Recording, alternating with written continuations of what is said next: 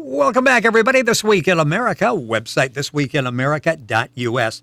Tim Levy is the creative force behind everything from children's books to nationally broadcast TV shows, from business plans to leading-edge online technologies. Tim is a coach and consultant to the CEOs of some of the most profitable businesses in the world, also a speaker for major international organizations, and a best-selling author and a frequent guest on This Week in America. Tim, welcome back to the program. Great to have you with us today. Thank you so much. Great to be here. It's been a while since we've had you back, so we're going to take advantage of the time. In fact, Tim will be on for a couple of weeks talking about several of Tim's books. On the one today, let's talk about creativity and innovation, accessing and optimizing your inner visionary, entrepreneur, artist, and muse.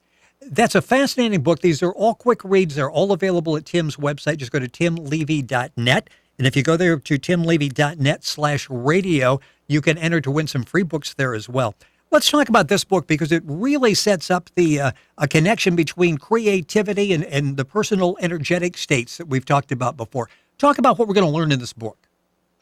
Well, the key insight in this book is that there is a connection between how you feel and where your creativity is at. In other words, if you feel wonderful and you're on top of the world and everything is going beautifully, then you tend to be able to access your creativity and innovation more clearly. And the opposite is true. It's if you're feeling depressed, upset, recently broke up with a boyfriend or girlfriend, just crashed your car, what have you, then those more depressed, lower energy states are associated with fog, lack of clarity, lack of creativity, lack of innovation. So the trick here is to acknowledge the connection between your energy level and your creativity and to manage where you are on that energetic spectrum, moving up always, ideally, until you get into and stay in your optimal state.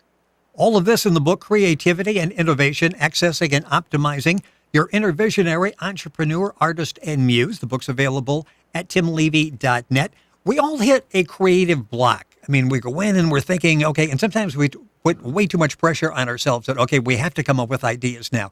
How do you get around that? Because what you deal with all day is creativity. Your mind needs to be free-flowing for what you do on an ongoing basis and to lead your team and to lead the CEOs that you work with. How does that happen? How do you keep that going?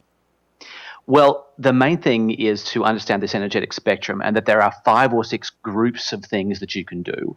And the book really does go through them step by step. So, for example, where you are has a certain energy. If you're sort of sitting in a place that you hate, in a cubicle in an office space somewhere with, bleak gray or beige walls around you, that's kind of a low energy place for you. So if you want to be creative, you would go somewhere that is a higher energy place, maybe somewhere outside in nature, somewhere beautiful that for you is a high energy place.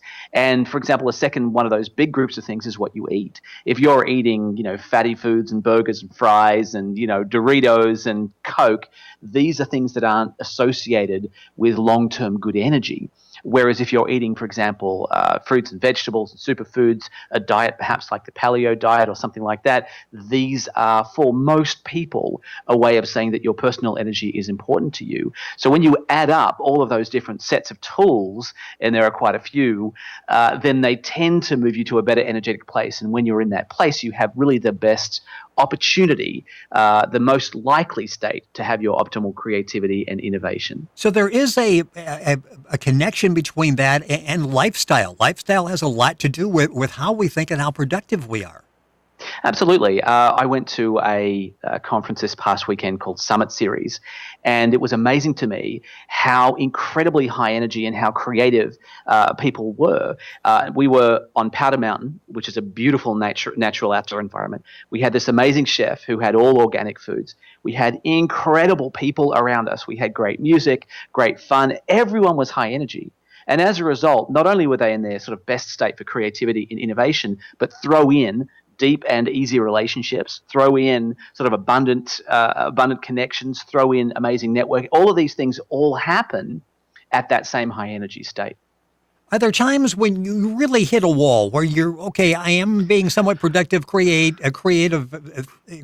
here, I'm doing things, just not where I want to be, and you just stop and walk away for a while? Maybe you go watch a TV show. Maybe you go to a movie. Maybe you just go for a walk. Maybe you go play catch with the kids.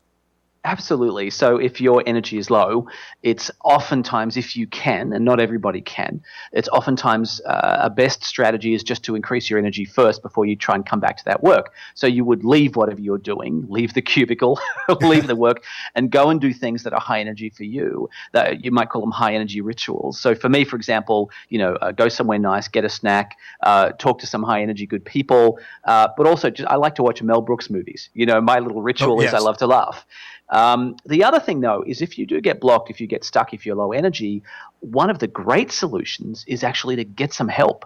And there are a couple of really cool tools in the book that are an easy, inexpensive way from $5 at a time to actually get that missing creativity that you need. In other words, lean on someone else's energy to get where you need to go. The book is called Creativity and Innovation, Accessing and Optimizing Your Inner Visionary, Entrepreneur, Artist, and Muse. About a minute left in the program. Our guest is Tim Levy. His website is timlevy.net. If you go to the website timlevy.net/radio, you can sign up for copies of books and that type of thing there. All the information on the book is available there. You mentioned a couple of times, like if you're in a cubicle, when you're dealing with CEOs and they're talking about, I just got to get these people to be more creative. I have to go in there and feed them all the time. Do you tell them to get rid of the cubicles? I mean, when you're talking to CEOs, how do they look on cubicles? Well, a lot of CEOs of the sort of companies I work with are fairly conservative. So it's difficult for them to want to make changes in their office spaces. But all you need to do is point them to the most creative companies that there are. For example, there's Leo Burnett's an ad agency, and I happen to have been to their offices in Sydney, and they've got slippery dips. They've got slides through the middle of the foyer. It's bright and colorful. If you look at Google's a great example. Used to be the campus for Silicon Graphics. Very creative space. And that's bright colors, lots of places to meet, beanbags, meeting areas. So another one would be IDEO out of Palo Alto. So these companies that really value creativity and innovation in their teams, they take great pains and go to great lengths to create the kind of environment that would support that. The book is Creativity and Innovation, Accessing and Optimizing Your Inner Visionary, Entrepreneur, Artist, and Muse. Tim Levy, our guest on the program. Information available on the book and other books that Tim has written at his website, timlevy.net. And if you go there, timlevy.net/radio, a chance to win free books, play some games, and get involved with Tim that way. Tim's going to be back on a couple more programs. Next time, we'll be talking about this book called The Entrepreneurial Handbook, how basically you can put together your own team. And it's not like going out and hiring 27 people on a full-time basis.